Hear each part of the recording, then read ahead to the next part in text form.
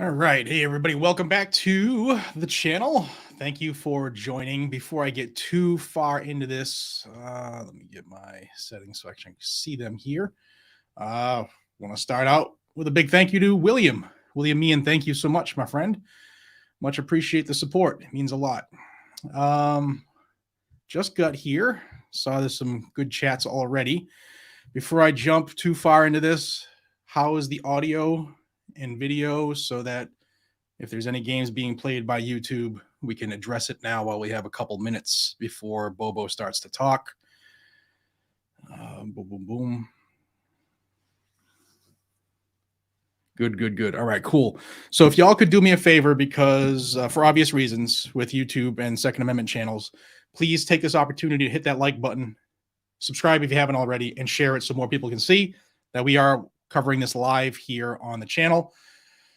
There are three things. Well, first off, why am I doing the State of the Union address live? Well, first, if you did watch the video I did a couple days ago, were 116 anti-gun groups. Why is there 116 anti-gun groups? But 116 groups were pressuring this old coot to say certain things and to instill certain programs to take more of our stuff from us, or to try to. So that's obviously why I'm watching it.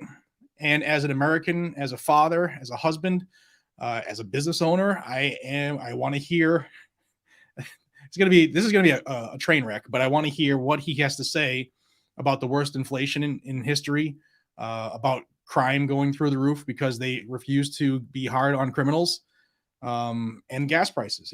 I'm sure he'll take credit for gas prices falling, but he said it when it rises, it's not his fault.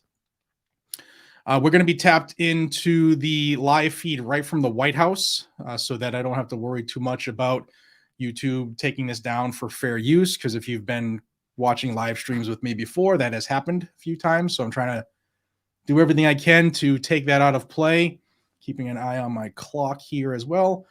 We're going to have the feed right there, so I'll know when they go live. First off, how the hell is everyone doing? It's been a long couple of weeks here in the Second Amendment community, but we've had a lot of wins. Hopefully you've seen the videos I put out. And before I forget, I want to thank the sponsor of the live stream. That's us at Blackout Coffee. If you haven't checked out Blackout Coffee and you drink coffee, tea, or hot chocolate, give it a shot. We think it's the best in the country, obviously. Otherwise, we wouldn't make it. And we're right here in the U.S., in Florida. Tennessee checking in, Middle Tennessee. I'll be back in Tennessee very shortly.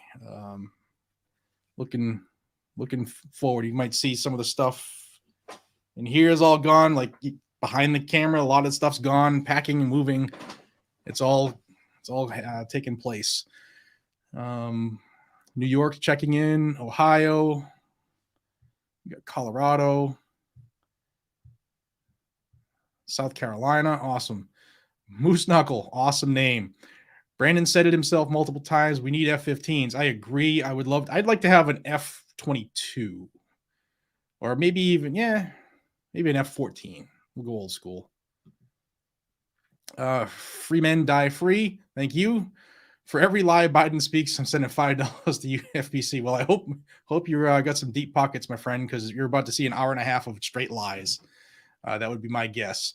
I am going to assume that this chat is going to stay high speed throughout the evening. So if I miss something, my apologies, because I will be watching this while Bobo is speaking.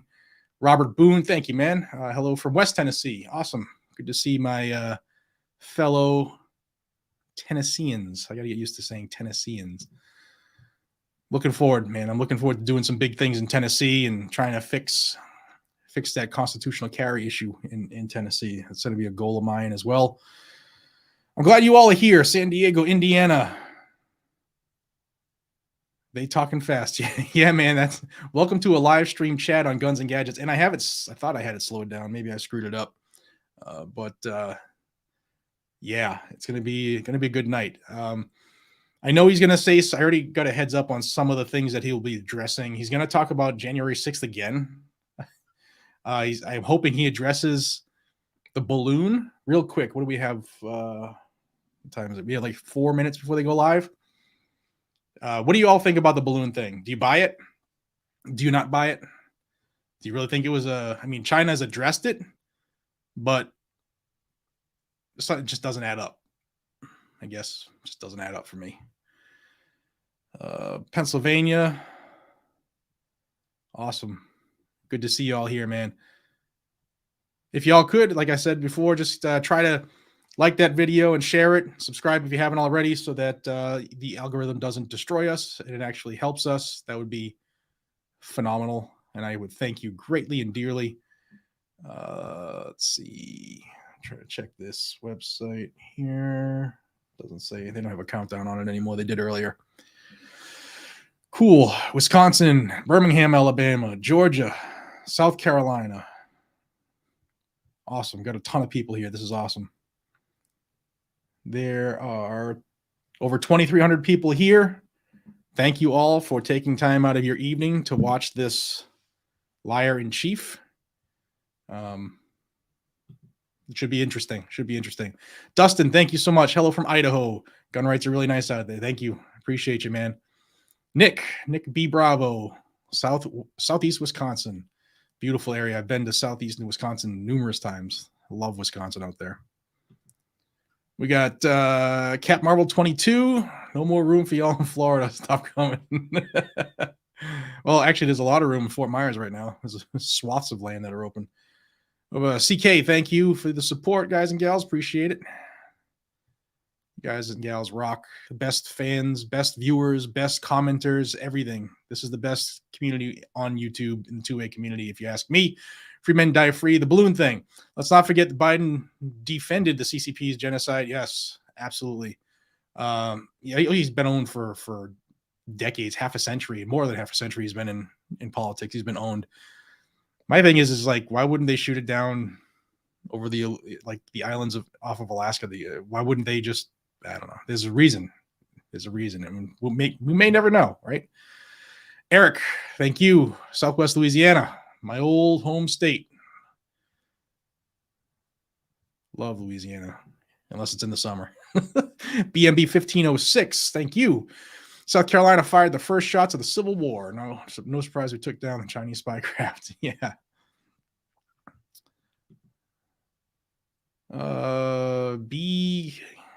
B Carver Mobile, thank you for your support. Really testing my eyes. My monitor's a little further away because I was packing some stuff up and I forgot to reset it. So Joe Blow, got my ice cream ready and can't wait to watch Papa Joe forget what the fuck That's good. Yeah, this should be an interesting one. It's the first time this is his second State of the Union, right? Yeah. It's the first time he's had a divided Congress too. California here. Anything he says can't be worse than Bateman.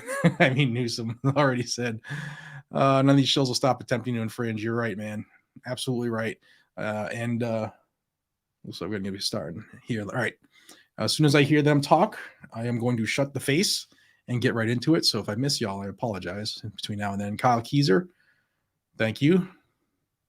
Jeep Club in Kansas. Should get a lot of riding out there.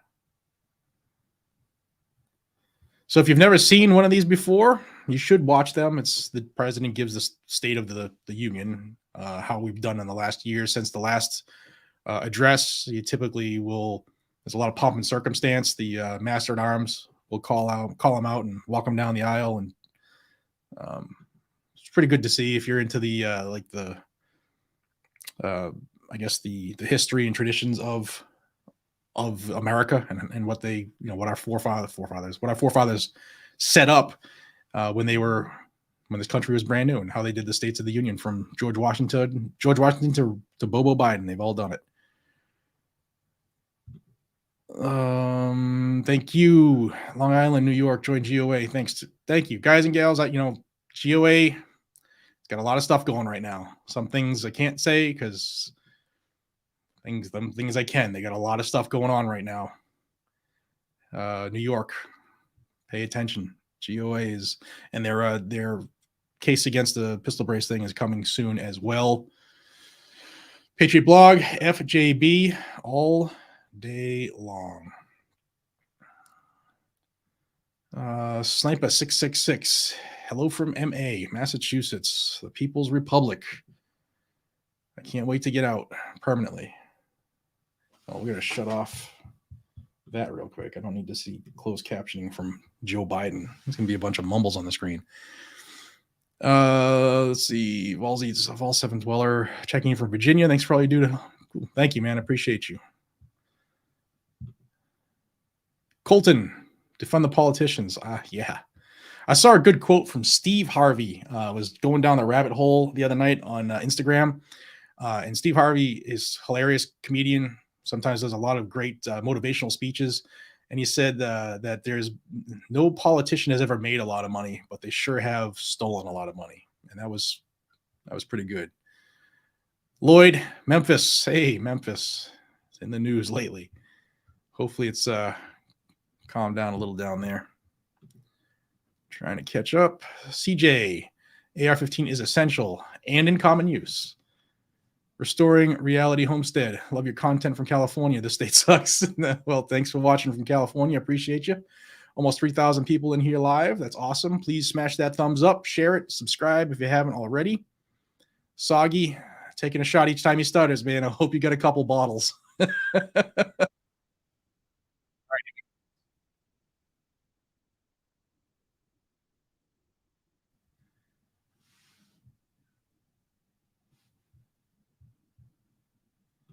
All right, before they start talking, if the audio or something needs to be adjusted, let me know. I should see it, hopefully. I got the chat to my left. They're just going to be mulling around for a minute until the Master at Arms opens the doors and starts his pomp and circumstance. David, thank you so much. Appreciate you. We're going to see that a lot tonight. I can't wait till they show like AOC and them cheering for their big guy. Joshua from Southeast Illinois. Thank you, Joshua. Hopefully your sheriff's one of the good ones right now. William Wyatt. Thank you, William. Penny Chris Pickard. Hey, how are you doing? Welcome and thanks for being here. Love for everyone from New Jersey. Very nice. SSFD. Tonight's drinking game. Every time he says Ultra MAGA, take a sip. I'm not getting chug of beer.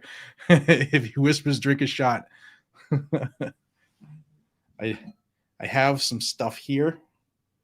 Maybe secret of what it is, but I'm preparing for using it. Run for president. Who knows what the future brings, man? But they don't want my ass in politics, believe me. Here we go.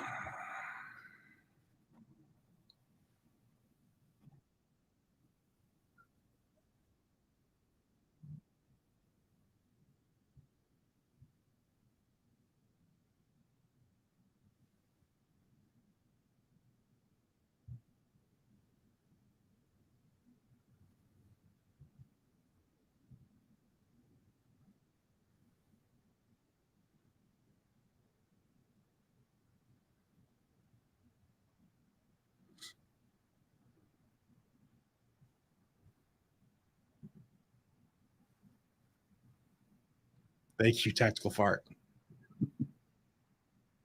Yeah, they're just clapping very low. They've lowered it right now.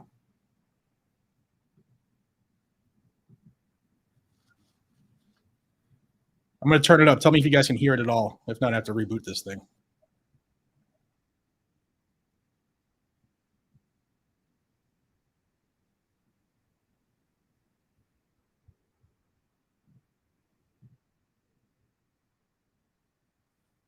Stand by, y'all.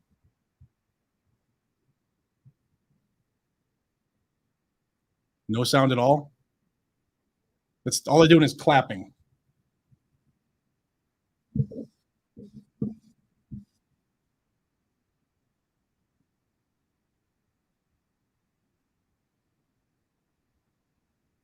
All right.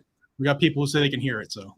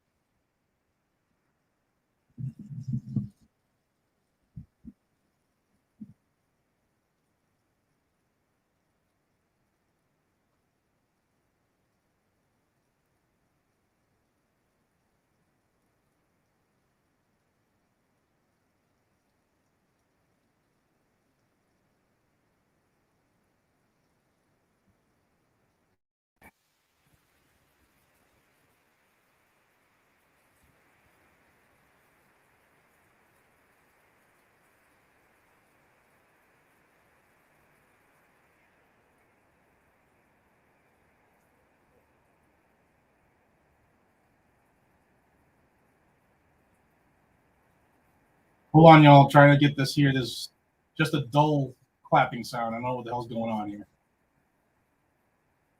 You hear claps, then you hear it. That's what it is. And they lowered it, so it's low right now. So stand by. I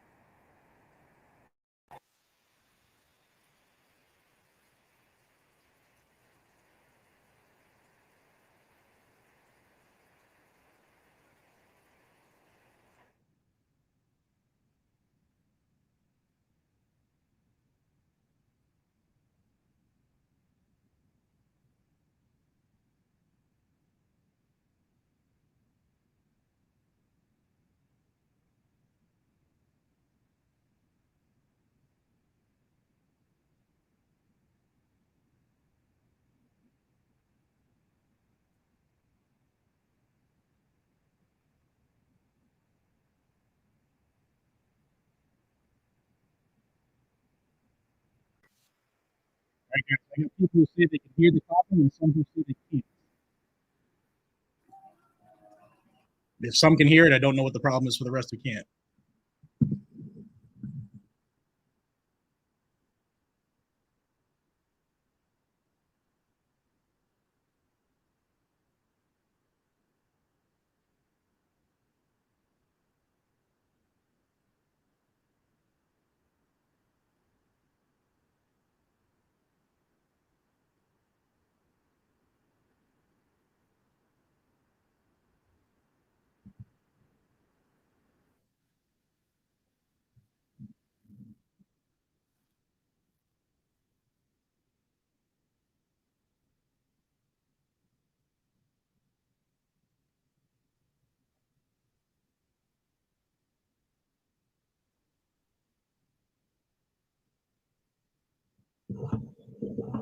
All right, stand by. Let me check it.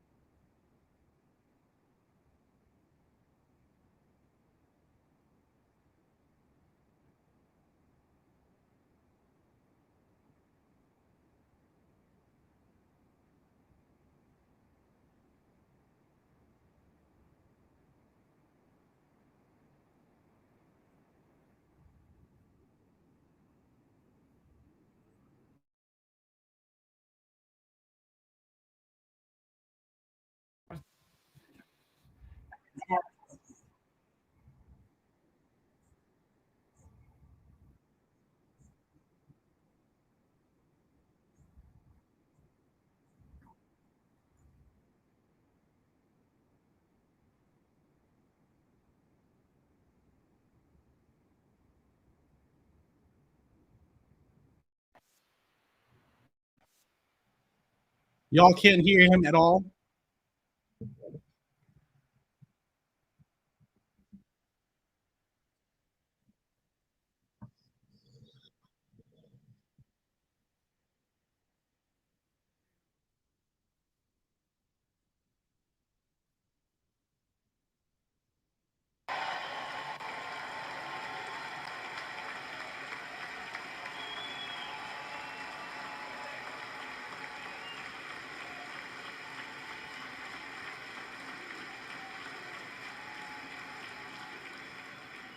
He won in spite of the fact I campaigned for him. Congratulations to the longest serving leader in the history of the United States Senate, Mitch McConnell. Where are you, Mitch?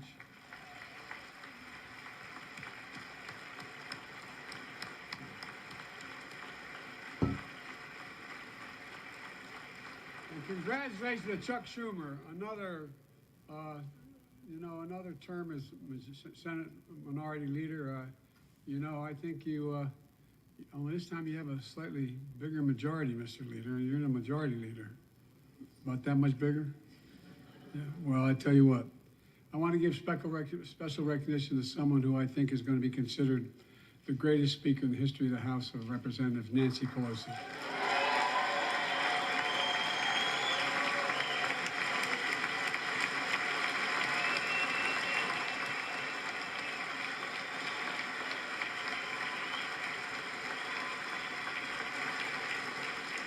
Folks, the story of America is a story of progress and resilience, of always moving forward, of never, ever giving up. It's a story unique among all nations. We're the only country that has emerged from every crisis we've ever entered stronger than we got into it. Look, folks, that's what we're doing again. 2 years ago, the economy was reeling. I stand here tonight after we've created, with the help of many people in this room, 12 million new jobs. More jobs created in 2 years than any president's created in 4 years, because of you all, because of the American people. 2 years ago,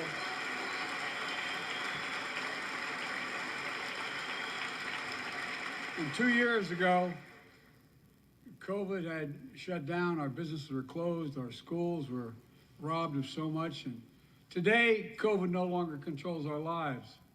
And 2 years ago, democracy faced its greatest threat to the Civil War, and today, though bruised, our democracy remains unbowed and unbroken.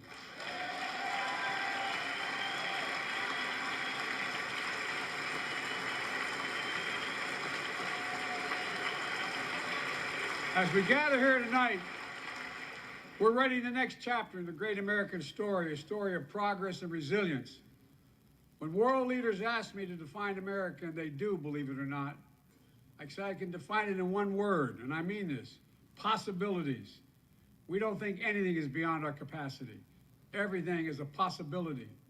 You know, we're often told that Democrats and Republicans can't work together. But over the past 2 years, we've proved the cynics and naysayers wrong. Yes, we disagreed plenty. And yes, there were times when Democrats went alone.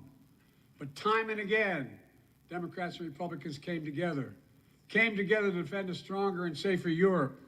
It came together to pass once-in-a-generation infrastructure law, building bridges connecting our nation and our people. We came together to pass the most significant law ever, helping victims exposed to toxic burn pits. And in fact,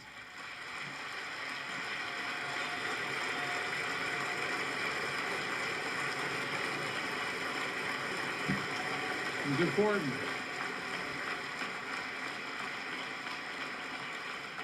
And in fact, I signed over 300 bipartisan pieces of legislation since becoming president, from reauthorizing the Violence Against Women Act, the Electoral Count Reform Act, the Respect for Marriage Act that protects the right to marry the person you love. And to my Republican friends, if we could work together the last Congress, there's no reason we can't work together and find consensus on important things in this Congress as well. I think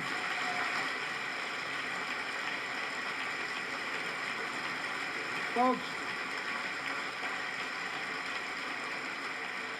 you all are as formed as I am, but I think the people sent us a clear message. Fighting for the sake of fighting, power for the sake of power, conflict for the sake of conflict gets us nowhere. That's always been my vision of our country, and I know it's many of yours. To restore the soul of this nation, to rebuild the backbone of America, America's middle class, and to unite the country. We've been sent here to finish the job, in my view. For decades, the middle class has been hollowed out in more than, and not one administration, but for a long time. Too many good-paying manufacturing jobs move overseas. Factories closed down. Once thriving cities and towns that many of you represent became shadows of what they used to be. And along the way, something else we lost: pride, our sense of self-worth. I ran for president to fundamentally change things, to make sure our economy works for everyone, so we can all feel that pride in what we do. To build an economy from the bottom up and the middle out, not from the top down. Because when the middle class does well, the poor have a ladder up, and the wealthy still do very well. We all do well.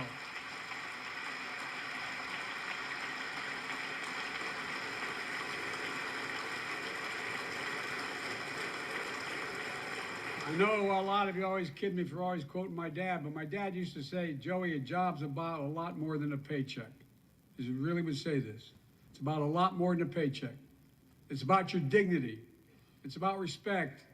It's about being able to look your kid in the eye and say, honey, it's going to be okay, and mean it. Well, folks, so let's look at the results. We're not finished yet by any stretch of the imagination, but unemployment rate is at 3.4%, a 50-year low.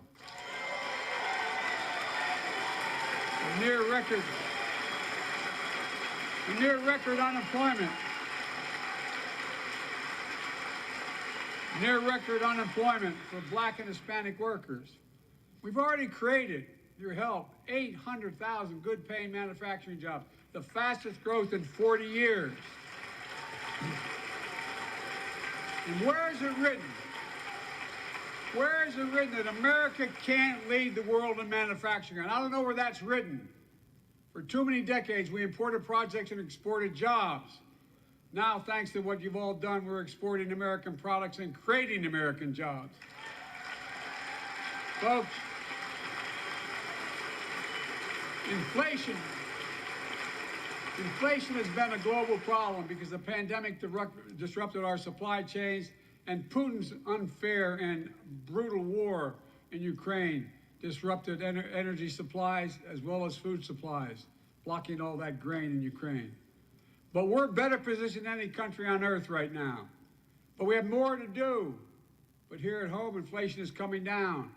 Here at home, gas prices are down $1.50 from their peak.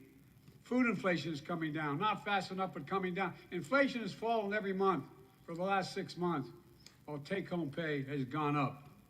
Additionally, over the last 2 years, a record 10 million Americans applied to start new businesses. 10 million. And by the way, every time someone starts a small business is an act of hope.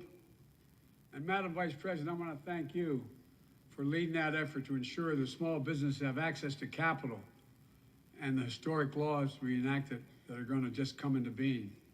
Standing here last year, I shared with you a story of American genius and possibilities. Semiconductors, small computer chips the size of a fingerprint that power everything, from cell phones to automobiles and so much more. These chips were invented in America. Let's get that straight. They were invented in America. We used to make 40% of the world's chips. In the last several decades, we lost our edge. We're down to only producing 10%. We all saw what happened during the pandemic when chip factories shut down overseas. Today's automobiles need 3,000 chips, each of those automobiles.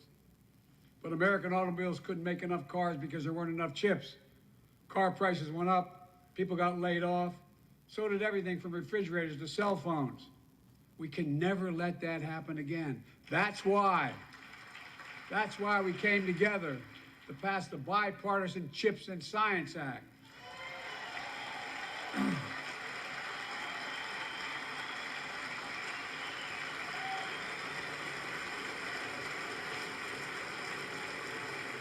Folks, I know I've been criticized for saying this, but I'm not changing my view. We're going to make sure the supply chain for America begins in America. The supply chain begins in America. We've already created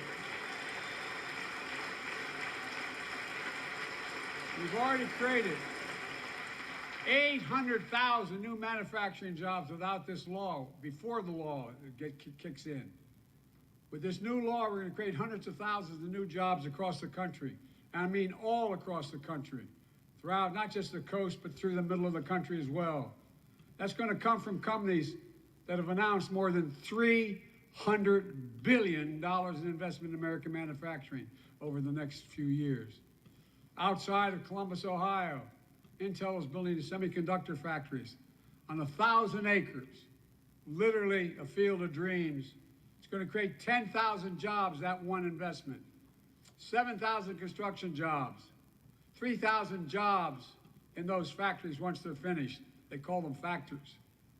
Jobs paying an average of $130,000 a year, and many do not require a college degree.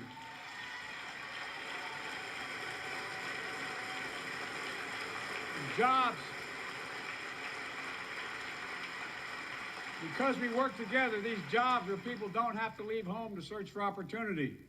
It's just getting started. Think about the new homes, the small businesses, the medium-sized businesses. So much more that's going to be needed to support those 3,000 permanent jobs and the factories that are going to be built. Talk to mayors and governors, Democrats and Republicans, and they'll tell you what this means for their communities.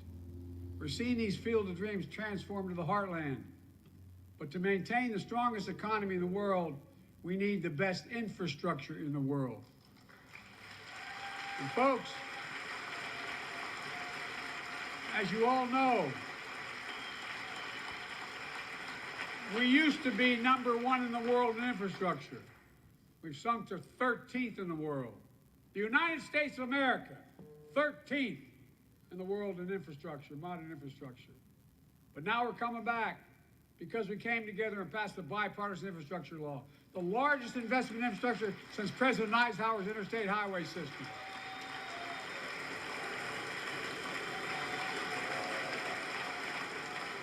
And folks,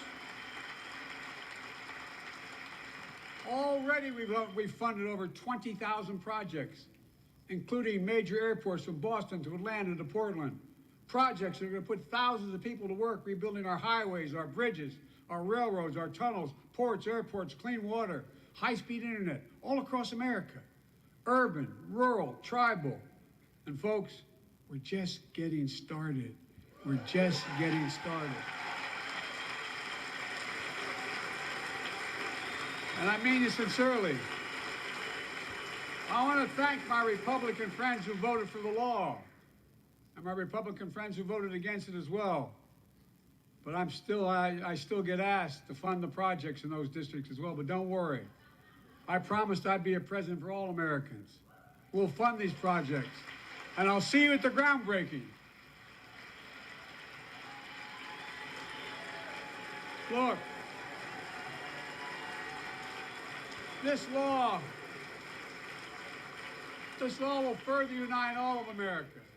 Projects like Brent Spence Bridge in Kentucky over the Ohio River, built 60 years ago, badly needed repairs, one of the nation's most congested freight routes, carrying $2 billion worth of freight every single day across the Ohio River. And folks, I've been talking about fixing it for decades, but we're really finally going to get it done. I went there last month with Democrats and Republicans, and from both states, to deliver a commitment of $1.6 billion for this project. And while I was there, I met a young woman named Sarah, who's here tonight. I don't know where Sarah is. Is she up in the box? I don't know. Sarah, how are you? Well, Sarah, for 30 years,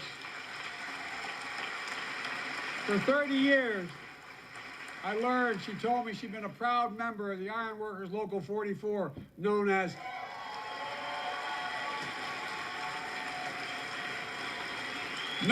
the Cowboys in the Sky. The folks who built Cincinnati's skyline. Sarah said she can't wait to be 10 stories above the Ohio River building that new bridge. God bless her. That's pride. And that's what we're also building. We're building back pride. Look, we're also replacing poisonous lead pipes that go into 10 million homes in America. 400,000 school and child care centers. So every child in America can drink the water instead of having permanent damage to their brain. Look, we're making sure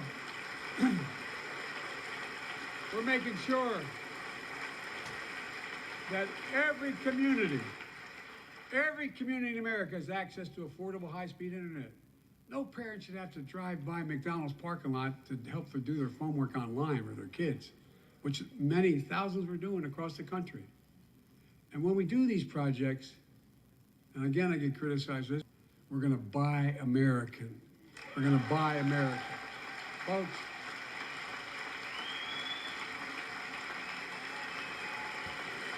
and it's totally consistent with international trade rules.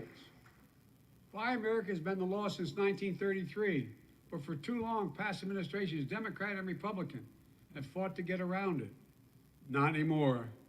Tonight, I'm announcing new standards require all construction materials used in federal infrastructure projects to be made in America. Made in America.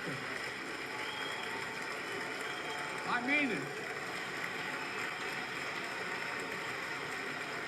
Lumber, glass, drywall, fiber optic cable, and on my watch, American roads, bridges, and American highways are going to be made with American products as well.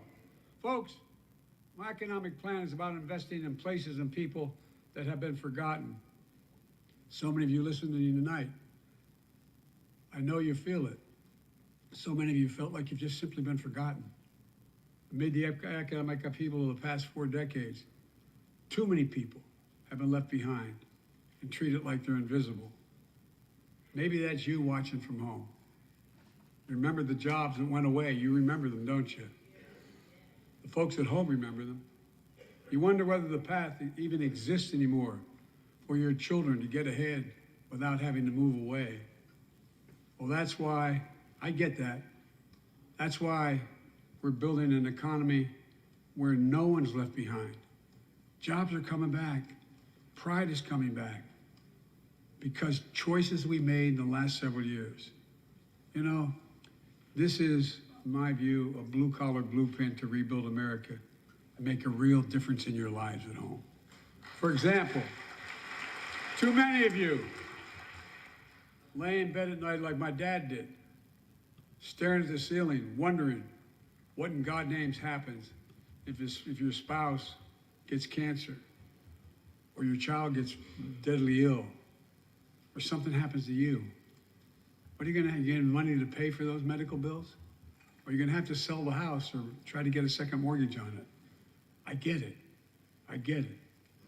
With the Inflation Reduction Act that I signed into law, we're taking on powerful interests to bring healthcare costs down so you can sleep better at night with more security. You know, we pay more for prescription drugs than any nation in the world. Let me say it again. We pay more for prescription drugs than any major nation on earth. For example, 1 in 10 Americans has diabetes. Many of you in this chamber do, and in the audience. But every day, millions need insulin to control their diabetes so they can literally stay alive. Insulin's been around for over 100 years. The guy who invented it didn't even patent it because he wanted it to be available for everyone. It cost the drug companies roughly $10 a vial to make that insulin. Packaged in all, you may get up to $13. But Big Pharma has been unfairly charging people hundreds of dollars, $400 to $500 a month, making record profits. Not anymore. Not anymore.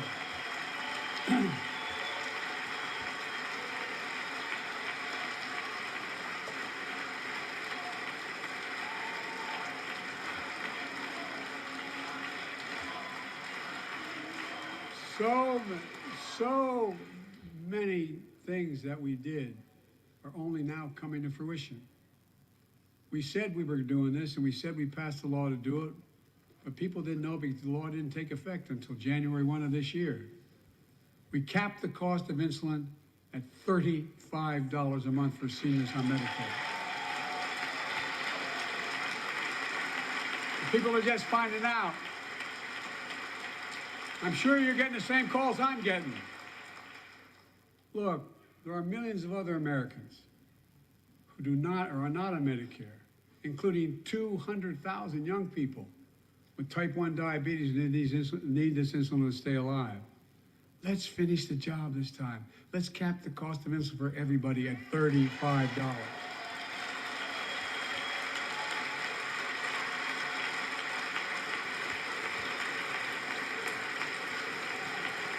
Folks, the big pharma's still going to do very well, I promise you all. I promise you they're going to do very well. This law also caps and won't even go into effect until 2025. Costs, out-of-pocket drug costs for seniors on Medicare at a maximum of $2,000 a year. You don't have to pay more than $2,000 a year, no matter how much your drug costs are. Because you know why? You all know it. Many of you, like many in my family, have cancer. You know the drugs can range from $10, $11, $14, $15,000 for the cancer drugs. If drug prices rise faster than inflation, drug companies are going to have to pay Medicare back the difference. We're finally giving Medicare the power to negotiate drug prices. Bringing down prescription drug costs doesn't just save seniors money, it cuts the federal deficit by billions of dollars, by hundreds of billions of dollars. Because these prescription drugs are drugs purchased by Medicare to keep their commitment to the seniors. Well, guess what? Instead of paying $400 or $500 a month, you're paying $15. That's a lot of savings for the federal government. And by the way, why would we want that? Now, some members here are threatening, and I know it's not an official party position, so I'm going to exaggerate, but threatening to repeal the Inflation Reduction Act. As my coach, that's okay, that's fair. As my football coach used to say, lots of luck in your senior year. Make no mistake, if you try anything to raise the cost of prescription drugs, I will veto it. Look, I'm pleased to say that more Americans have health insurance now than ever in history. A record 16 million people are enrolled in the Affordable Care Act. And thanks to the law I signed last year, saving millions are saving $800 a year on their premiums. And by the way, that law was written and the benefit expires in 2025. So my plea to some of you, at least in this audience, let's finish the job and make these savings permanent. Expand coverage of Medicaid.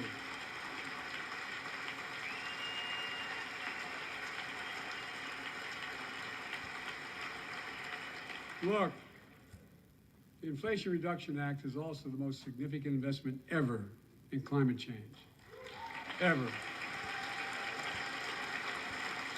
Lowering utility bills, creating American jobs, leading the world to a clean energy future. I visited the devastating aftermath of record floods, droughts, storms, and wildfires from Arizona to Mexico to all the way up to the Canadian border. More timber has been burned, as I've observed from helicopters, than the entire state of Missouri. And we don't have global warming? Not a problem. In addition to emergency recovery, from Puerto Rico to Florida to Idaho, we're rebuilding for the long term. New electric grids that are able to weather major storms and not prevent those forest fires. Roads and water systems withstand the next big flood. Clean energy to cut pollution and create jobs in communities often left behind. We're going to build 500,000 electric vehicle charging stations installed across the country by tens of thousands of IBEW workers. And we're helping families save more than $1,000 a year with tax credits to purchase electric vehicles and efficient appliances, energy-efficient appliances. Historic conservation efforts to be responsible stewards of our land. Let's face reality. The climate crisis doesn't care if you're in a red or blue state. It's an existential threat. We have an obligation, not to ourselves, but to our children and grandchildren to confront it. I'm proud of how America at last is stepping up to the challenge. We're still going to need oil and gas for a while. But guess what? No, we do. But there's so much more to do. We got to finish the job. And we pay for these investments in our future by finally making the wealthiest and biggest corporations begin to pay their fair share. Just begin.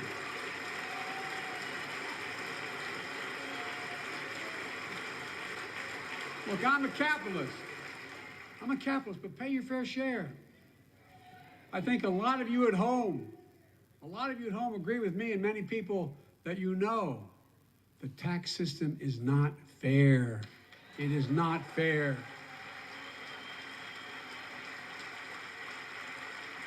Look,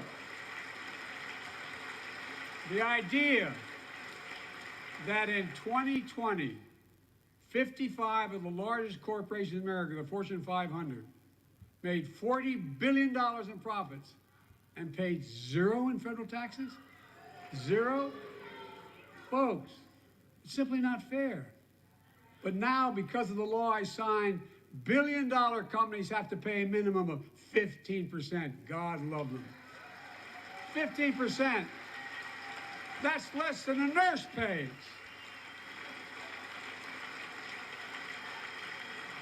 And let me be crystal clear. I said at the very beginning, under my plans, as long as I'm president, nobody earning less than $400,000 will pay an additional penny in taxes. Nobody, not one penny. But let's finish the job. There's more to do. We have to reward work, not just wealth. Pass my proposal for the billionaire minimum tax. You know, there's 1,000 billionaires in America. It's up from about 600 in the beginning of the term. But no billionaire should be paying a lower tax rate than a school teacher or firefighter. I mean it. Think about it.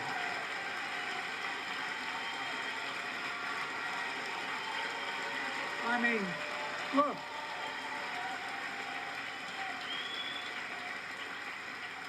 I know you aren't enthusiastic about that, but think about it. Think about it. Have you noticed Big Oil just reported its profits, record profits? Last year they made $200 billion in the midst of a global energy crisis. I think it's outrageous. Why? They invested too little of that profit to increase domestic production. And when I talk to a couple of them, they say, we're afraid you're going to shut down all the oil wells, all the oil refineries anyway, so why should we invest in them? I said, we're going to need oil for at least another decade. And that's going to exceed and beyond that. We're going to need it. Production. If they had, in fact, invested in the production to keep gas prices down, instead, they used the record profits to buy back their own stock, rewarding the CEOs and shareholders. Corporations ought to do the right thing. That's why I propose we quadruple the tax on corporate stock buybacks and encourage long-term investments. They'll still make considerable profit. Let's finish the job and close the loopholes that allow very wealthy to avoid paying their taxes. Instead of cutting the number of audits for wealthy taxpayers, I just signed a law to reduce the deficit by $114 billion by cracking down on wealthy tax cheats. That's being fiscally responsible. In the last 2 years, my administration has cut the deficit by more than $1.7 trillion, the largest deficit reduction in American history. Under the previous administration, the American deficit went up 4 years in a row. Because those record deficits, no president added more to the national debt in any 4 years than my predecessor. Nearly 25% of the entire national debt that took over 200 years to accumulate was added by just one administration alone, the last one. They're the facts. Check it out. Check it out. How did Congress respond to that debt? They did the right thing. They lifted the debt ceiling 3 times without preconditions or crisis. They paid American bills to prevent an economic disaster in the country. So tonight I'm asking the Congress to follow suit. Let's commit here tonight to the full faith and credit of the United States of America will never, ever be questioned. Some of my Republican friends want to take the economy hostage. I get it, unless I agree to their economic plans. All of you at home should know what those plans are. Instead of making the wealthy pay their fair share, some Republicans want Medicare and Social Security to sunset. I'm not saying it's a majority. Let me give you, anybody who doubts it, contact my office. I'll give you a copy. I'll give you a copy of the proposal. That means Congress doesn't vote. Well, I'm glad to see you. No, I tell you, I enjoy conversion.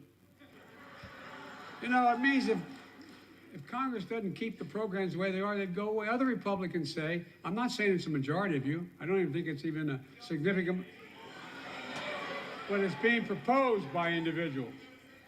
I'm not politely not naming them, but it's being proposed by some of you.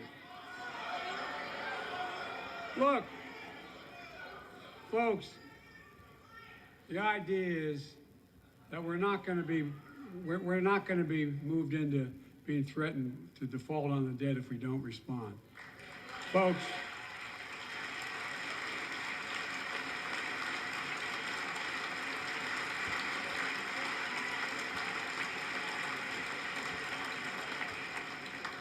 Folks, as we all apparently agree, Social Security and Medicare is off the books now, right? They're not to be started. All right. We're good. We got unanimity.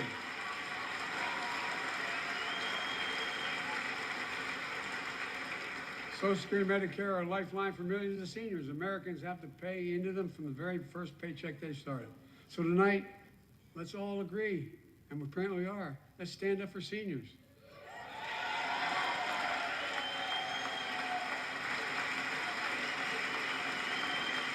Stand up and show them. We'll not cut Social Security. We will not cut Medicare. Those benefits belong to the American people. They earned it. And if anyone tries to cut Social Security, which apparently no one's going to do, and if anyone tries to cut Medicare, I'll stop them. I'll veto it. And look, I'm not going to allow them to be taken away. Not today, not tomorrow, not ever. But apparently it's not going to be a problem. Next month, when I offer my fiscal plan, I ask my Republican friends to lay down their plan as well. I really mean it. Let's sit down together and discuss our mutual plans together. Let's do that.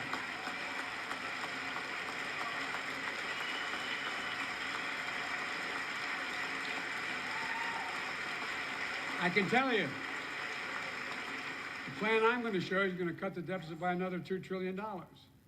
And it won't cut a single bit of Medicare or Social Security. In fact, we're going to extend the Medicare Trust Fund at least 2 decades, because that's going to be the next argument. How do we keep it solvent, right? Well, we'll not raise tax on anyone making under 400 grand, but we'll pay for it the way we talked about tonight, by making sure that the wealthy and big corporations pay their fair share. Look. Here's the deal. They aren't just taking advantage of the tax code. They're taking advantage of you, the American consumer. Here's my message to all of you out there. I have your back. We're already preventing Americans from receiving surprise medical bills, stopping $1 billion surprise bills per month so far. We're protecting seniors' life savings by cracking down on nursing homes that commit fraud, endanger patient safety, prescribe drugs that are not needed. Millions of Americans can now save thousands of dollars because they can finally get a hearing aid over the counter without a prescription. Look, capitalism without competition is not capitalism. It's extortion. It's exploitation. Last year, I cracked down with the help of many of you on foreign shipping companies that were making you pay higher prices for every good coming into the country. I signed a bipartisan bill that cut shipping costs by 90%, helping American farmers, businessmen, and consumers. Let's finish the job.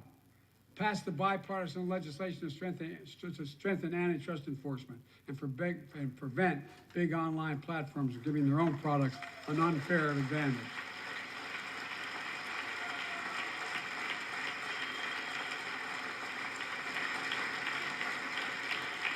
My administration is also taking on junk fees, those hidden surcharges too many companies use to make you pay more.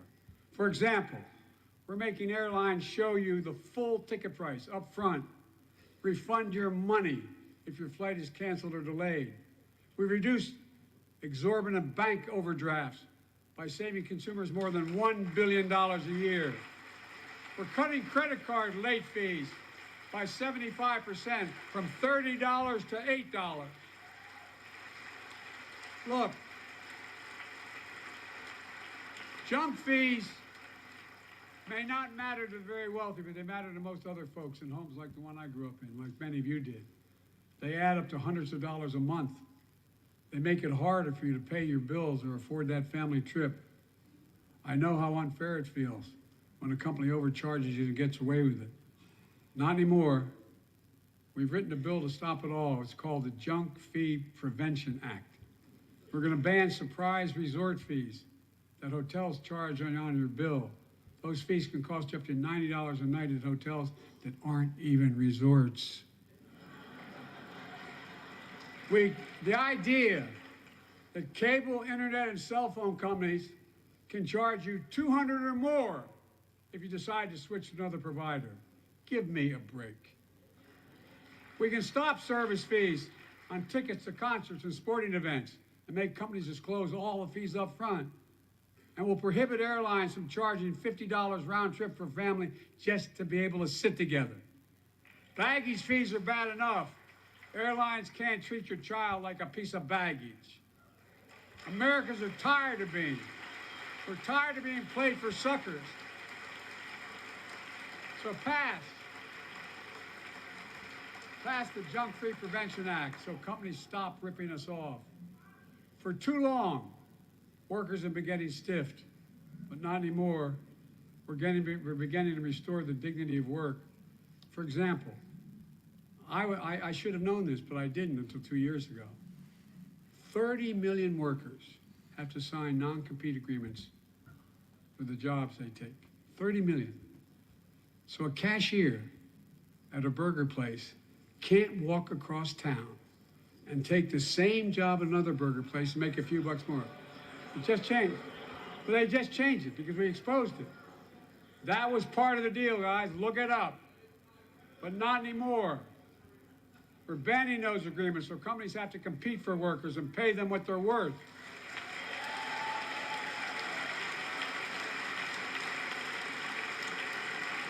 And I must tell you, this is bound to get a response from my friends on my left but the right. I'm so sick and tired of companies breaking the law by preventing workers from organizing. Pass the PRO Act, because businesses have a right, workers have a right to form a union. And let's guarantee all workers have a living wage.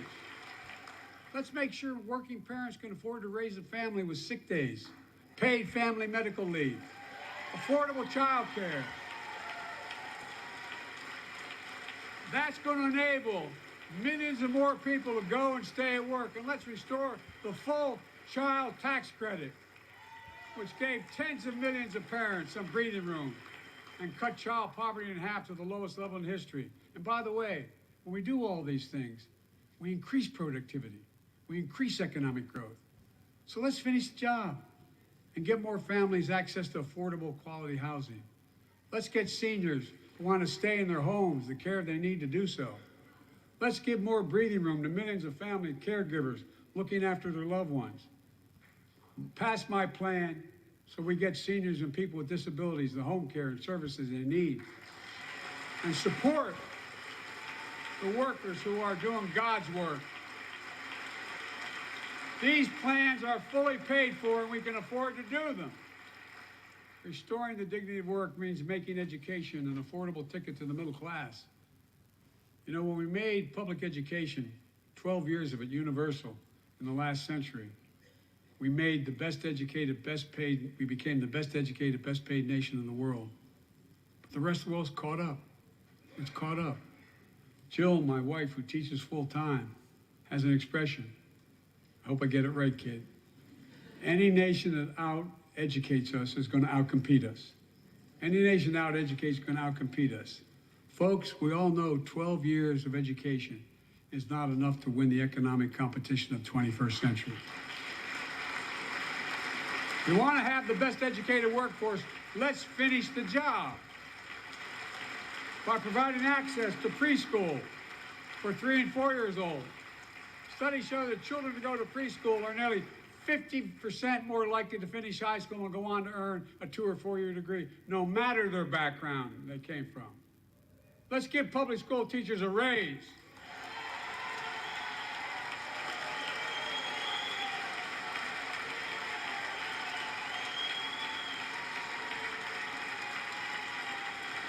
We're making progress by reducing student debt, increasing Pell Grants for working and middle-class families.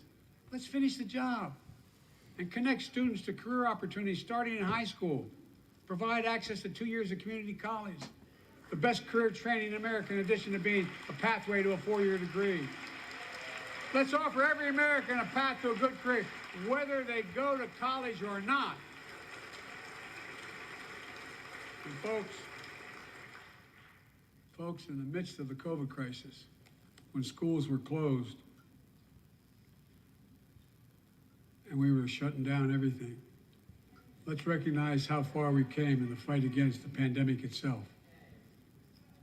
While the virus is not gone, thanks to the resilience of the American people and the ingenuity of medicine, we've broken the COVID grip on us.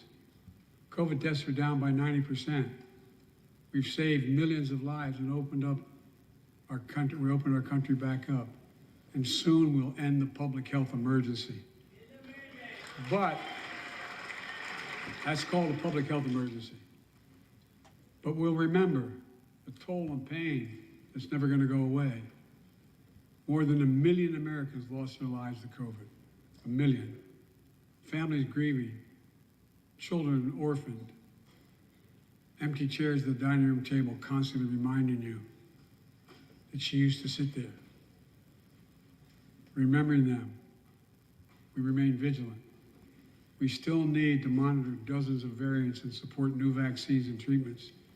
So Congress needs to fund these efforts and keep America safe. And as we emerge from this crisis stronger, we're also got to double down on prosecuting criminals who stole relief money meant to keep workers and small businesses afloat.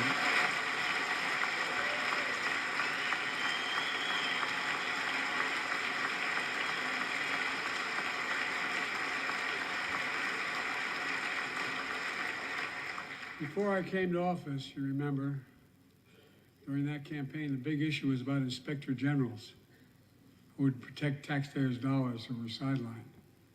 They were fired. Many people said we don't need them. And fraud became rampant. Last year, I told you the watchdogs are back. Since then, we recovered billions of taxpayers' dollars.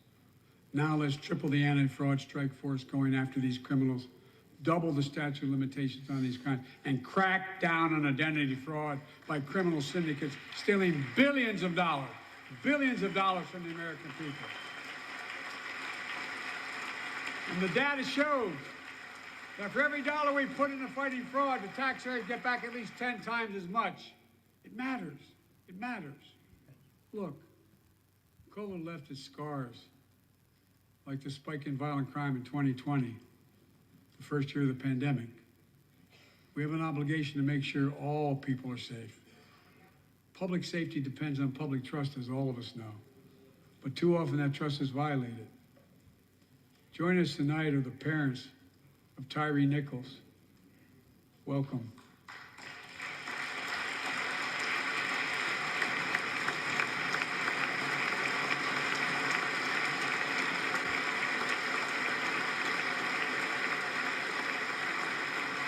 We had to bury Tyree last week. As many of you personally know, there's no words to describe the heartache or grief of losing a child. But imagine if you lost that child at the hands of the law. Imagine having to worry whether your son or daughter came home from walking down the street, or playing in the park, or just driving a car. Most of us in here have never had to have the talk that brown and black parents have had to have with their children. Bo, Hunter, Ashley, my children, I never had to have the talk with them. I never had to tell them if a police officer pulls you over, turn your interior lights on right away. Don't reach for your license. Keep your hands on the steering wheel. Imagine having to worry like that every single time your kid got in a car. Here's what Tyree's mother shared with me when I spoke to her. When I asked her how she finds the courage to carry on and speak out. With the faith of God, she said her son was, quote, a beautiful soul, and something good will come of this. Imagine how much courage and care that takes. It's up to us, to all of us. We all want the same thing. Neighborhoods free of violence. Law enforcement who earns the community's trust. Just as every cop, when they pin on that badge in the morning, has a right to be able to go home at night, so does everybody else out there. Our children have a right to come home safely. Equal protection under the law is a covenant we have with each other in America. We know police officers put their lives on the line every single night and day. And we know we ask them in many cases to do too much, to be counselors, social workers, psychologists, responding to drug overdoses, mental health crises, and so much more. In one sense, we ask much too much of them.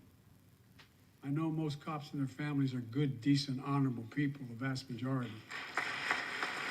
But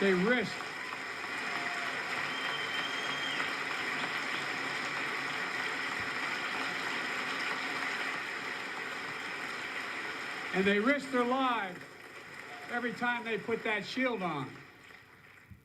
But what happened to Tyree in Memphis happens too often. We have to do better. Give law enforcement the real training they need. Hold them to higher standards. Help them succeed in keeping us safe. We also need more first responders and professionals to address the growing mental health, substance abuse challenges. More resources to reduce violent crime and gun crime. More community intervention programs.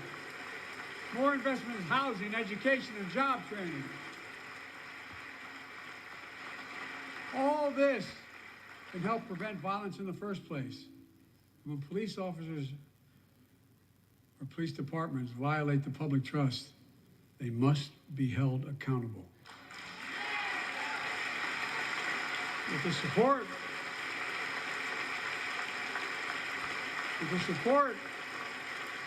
of the families of victims, civil rights groups, and law enforcement, I signed an executive order for all federal officers, banning chokeholds, restricting no-knock warrants, and other key elements of the George Floyd Act.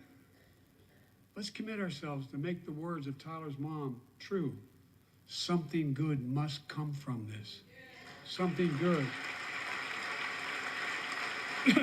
And all of us,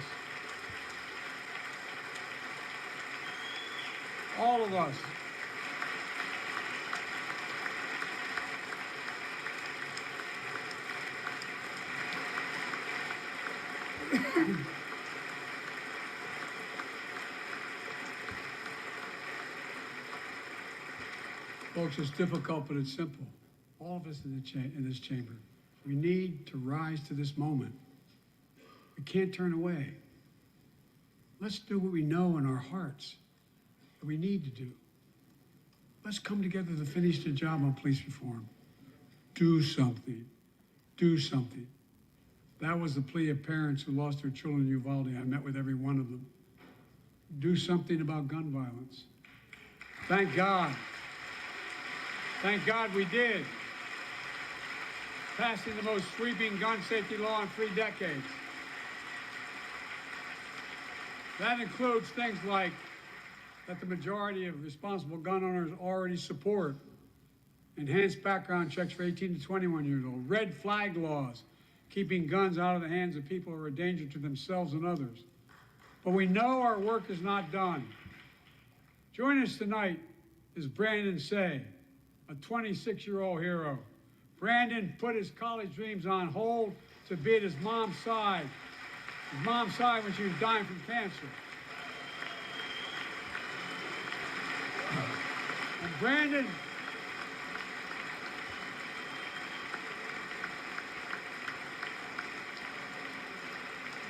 now works at the dance studio started by his grandparents.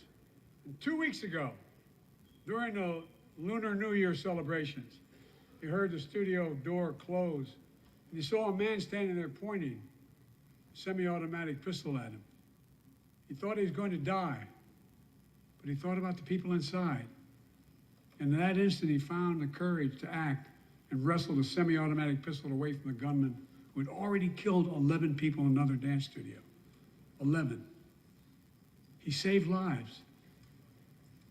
It's time we do the same. Ban assault weapons now. Ban them now. Once and for all.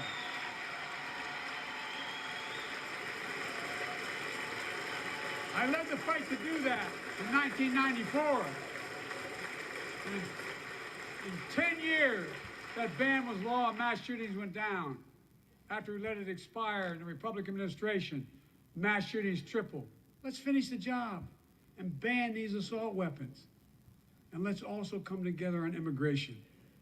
Make it a bipartisan issue once again.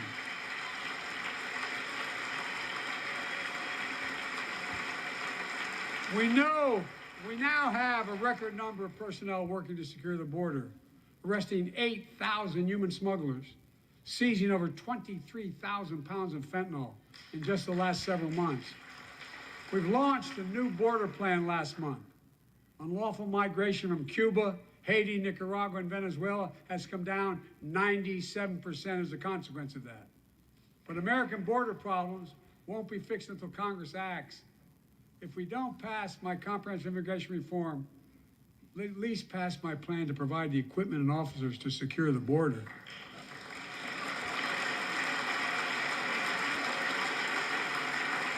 And a pathway to citizenship for dreamers, those on temporary status, farm workers, essential workers. Here in the People's House, it's our duty to protect all the people's rights and freedoms. Congress must restore the right and the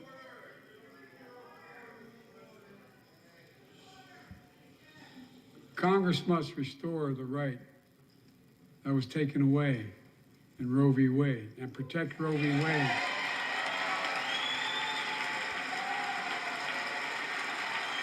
Give every woman a constitutional right. The Vice President and I are doing everything to protect access to reproductive health care and safeguard patient safety. Well, already more than a dozen states are enforcing extreme abortion bans. Make no mistake about it. If Congress passes a national ban, I will veto it. But let's also pass the Bipartisan Equality Act to ensure LGBTQ Americans, especially transgender young people, can live with safety and dignity. Our strength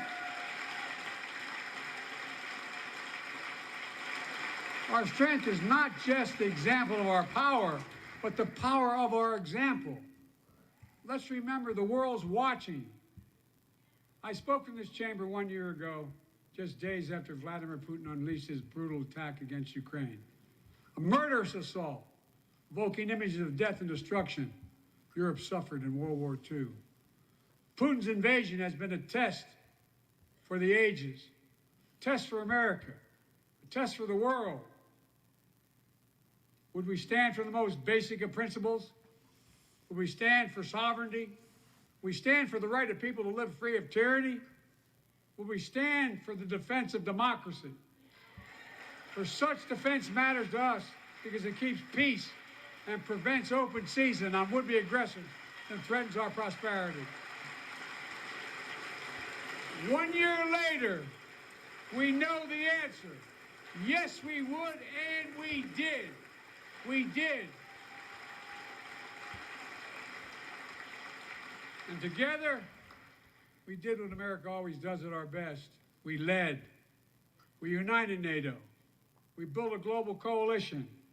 We stood against Putin's aggression.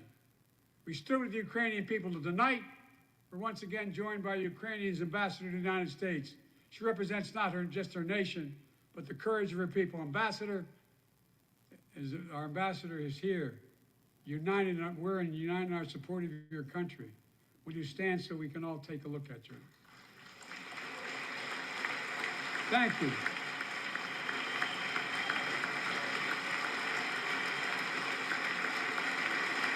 Because we're going to stand with you as long as it takes.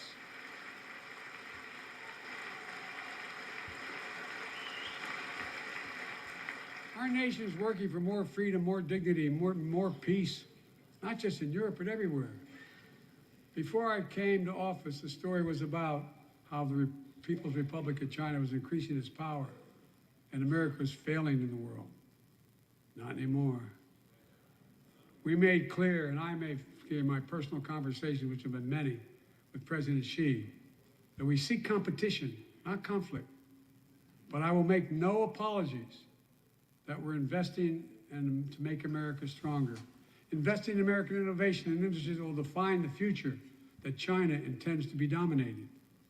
Investing in our alliances and working with our allies to protect advanced technologies so they will not be used against us. Modernizing our military to safeguard stability and deter aggression.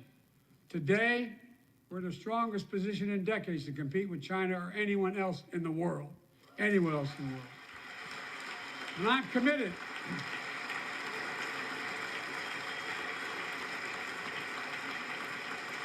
I'm committed to work with China where we can advance American interests and benefit the world. But make no mistake about it. As we made clear last week, if China threatens our sovereignty, we will act to protect our country, and we did.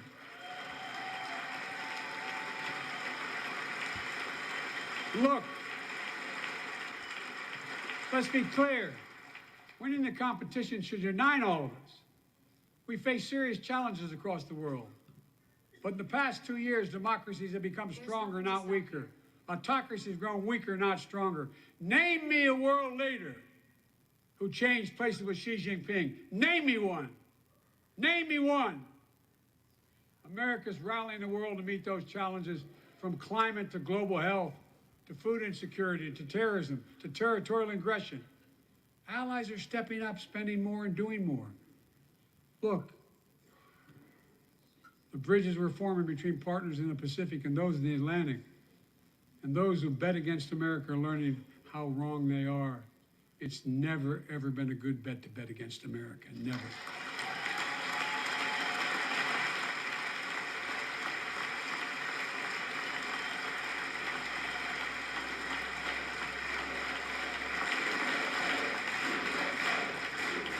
Well, when I came to office, most assured that bipartisanship assumed was impossible, but never believed it. That's why a year ago, I offered a unity agenda to the nation as I stood here. We made real progress together. We passed a law making it easy for doctors to prescribe effective treatments for opioid addiction. We passed the gun safety law, making historic investments in mental health. We launched the ARPA-H drive for breakthrough in the fights against cancer, Alzheimer's, and diabetes, and so much more. We passed the Heath Robinson PACT Act, named after the late Iraq War veteran whose story about exposure to toxic burn kits I shared here last year.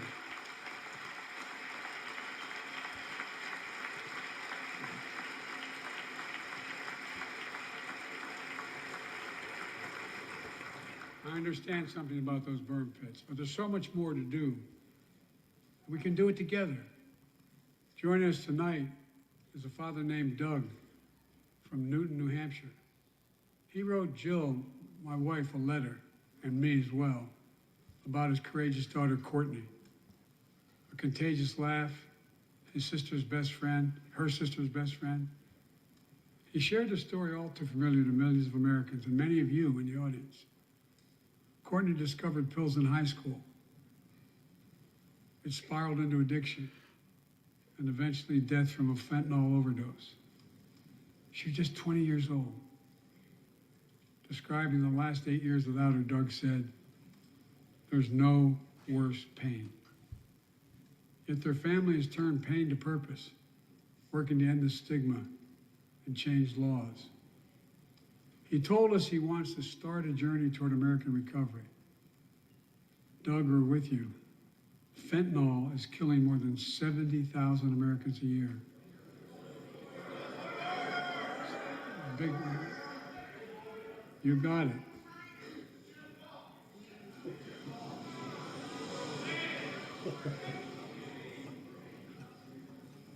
So let's launch a major surge to stop fentanyl production and the sale and trafficking with more drug detection machines, inspection cargo, stop pills and powder at the border.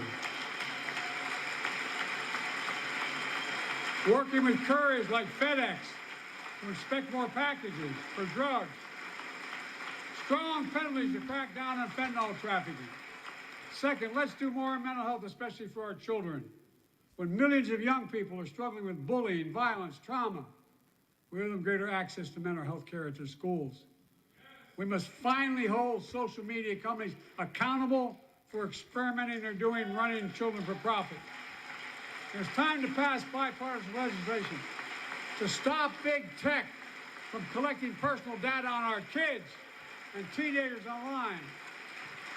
Ban targeted advertising to children and impose stricter limits on the personal data that companies collect on all of us. Third, let's do more to keep this nation's one truly sacred obligation to equip those we send into harm's way and care for them and their families when they come home. Job training, job placement for veterans and their spouses as they come to return to civilian life. Helping veterans afford the rent, because no one should be homeless in America, especially someone who served the country.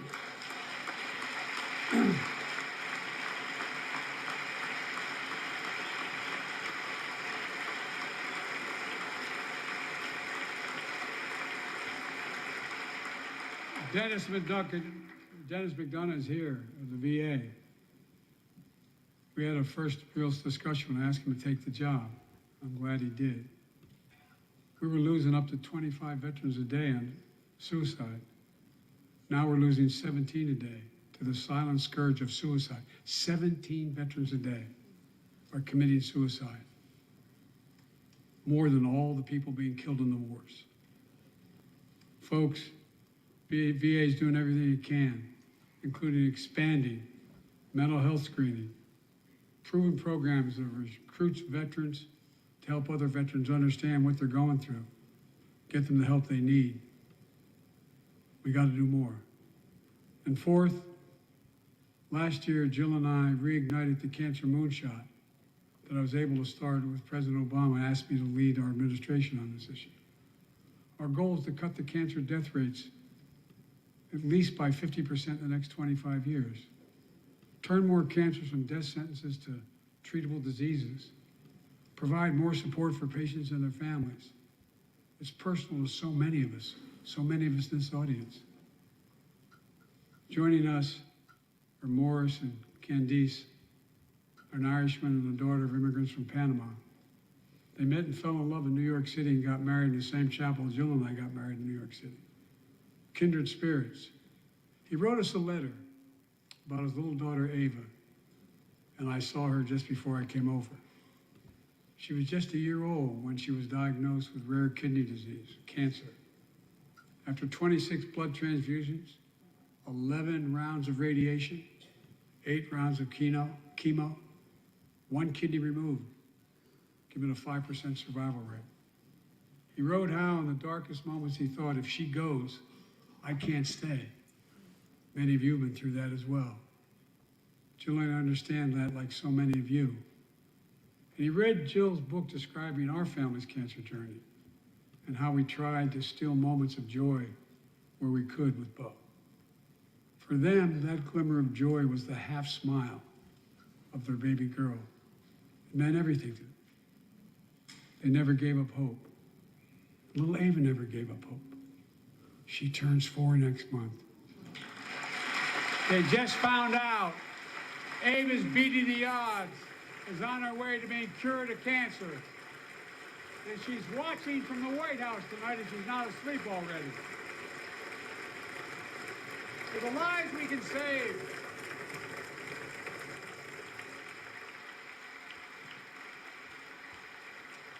For the lives we can save and the lives we've lost, let this be a truly American moment that rallies the country and the world together and proves that we can still do big things.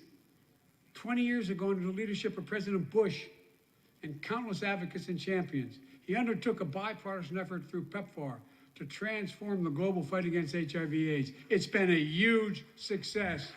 He thought big, he thought large, he moved. I believe we can do the same thing with cancer.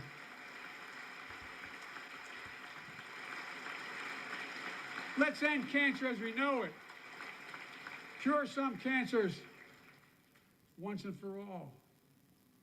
Folks, there's one reason why we've been able to do all of these things. Our democracy itself. It's the most fundamental thing of all. With democracy, everything's possible. Without it, nothing is. For the last few years, our democracy has been threatened and attacked, put at risk, put to the test in this very room on January the 6th. And then just a few months ago, an unhinged big lie, assailant unleashed a political violence, the home of the then Speaker of the House of Representatives, using the very same language the insurrectionists used as they stalked these halls and chanted on January 6th. Here tonight in this chamber is a man who bears the scars of that brutal attack, but is as tough and as strong, as resilient as they get. My friend Paul Pelosi. Paul, stand up.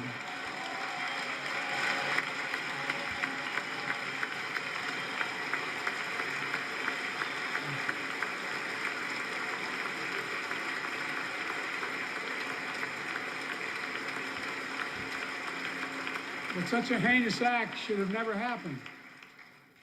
We must all speak out. There's no place for political violence in America. We have to protect the right to vote, not suppress the fundamental right. Honor the results of our elections, not subvert the will of the people. We have to uphold the rule of law and restore trust in our institutions of democracy.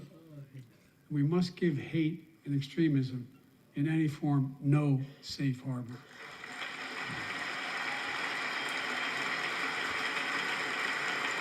Democracy must not be a partisan issue.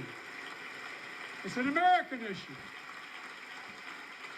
Every generation of Americans has faced a moment where they have been called to protect our democracy, defend it, stand up for it.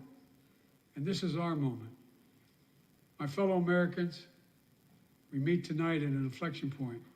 One of those moments that only a few generations ever face, where the direction we now take is going to decide the course of this nation for decades to come.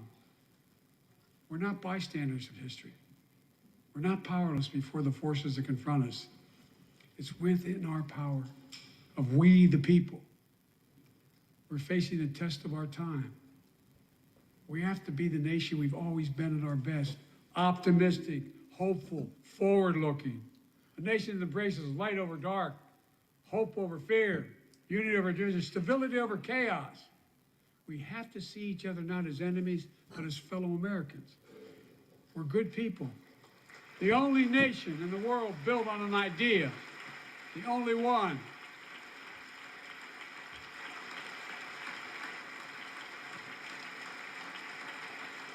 Other nations are defined by geography, ethnicity.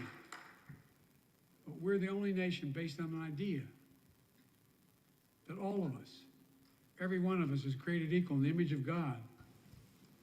A nation that stands as a beacon to the world. A nation in a new age of possibilities. So I've come to fulfill my constitutional obligation to report in the State of the Union. And here's my report. Because the soul of this nation is strong, because the backbone of this nation is strong, because the people of this nation are strong. The State of the Union is strong.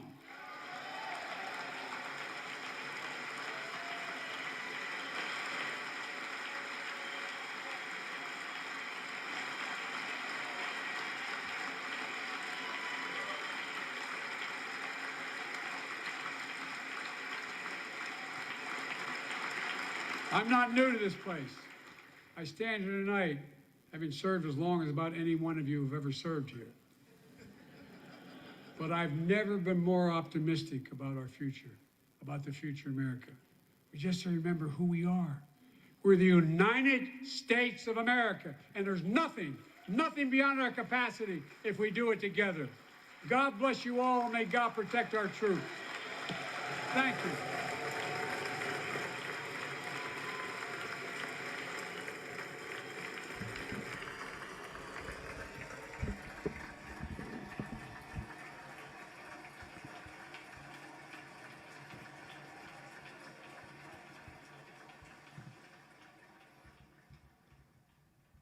All right, guys, let me close that. We don't need to see that craziness anymore. And remove. Boom. All right, everybody. I hope you enjoyed our little time together. It's we got to see pretty much a lot of it we expected. Ban everything on our side of the argument now. Yeah, so that is the State of the Union 2023. I want to thank everybody for joining. There was well over 2,500, 3,000 people here the entire time, and that's phenomenal. Thank you all, guys and gals. Just double check your subscriptions. YouTube does that crazy stuff. Like this, share it. Hope you have a fantastic night. I am going to finish the rest of this, and I got to go pick up my my paperwork upstairs to start doing stuff for tomorrow. So I will see you all tomorrow with some more news. I appreciate each and every one of you. Like I always say, be safe, stay vigilant, and carry a gun to keep you, your friends, your family, your community safe. I'll see you all in the next one, y'all. Take care. Have a fantastic night, and appreciate y'all, and thank you for your support. Take care.